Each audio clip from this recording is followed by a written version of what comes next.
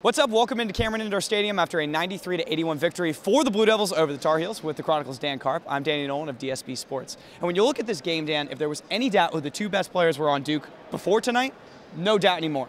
Absolutely. I don't think there was any doubt before this game that Jabari Parker and Rodney Hood were the two best players on this team, but they definitely showed why tonight, combining for 54 points, including a career-high 30 for Jabari Parker. I think one of the interesting things you got to look at is that it was senior night here at Cameron Indoor Stadium. At the same time, the two biggest games that Duke got were from players that were underclassmen who also might not be returning here next year.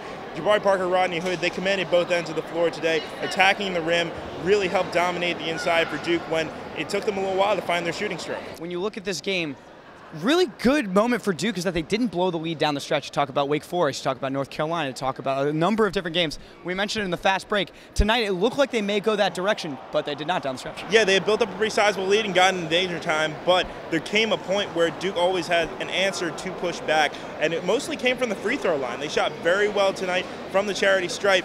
And one of the other big things that you need to look at is just down the stretch, it was really these seniors who were stepping up leadership, both on the court, from the bench. They were completely locked in today. And then lastly, you have to talk about the seniors in this game. It's senior night, and there was one guy in particular that really came to play, and it was Tyler Thornton. Absolutely. Tyler Thornton, again, he's a North Carolina killer. He hates those Tar Heels. He shows them why every single year, and he was no exception tonight.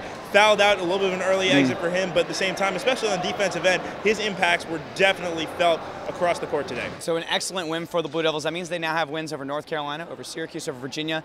What team can they not beat in the ACC? We'll have to find out because they just are about to play in the ACC tournament next week in Greensboro. We'll see you there. For Dan Karp, I'm Danny Nolan. See you guys later.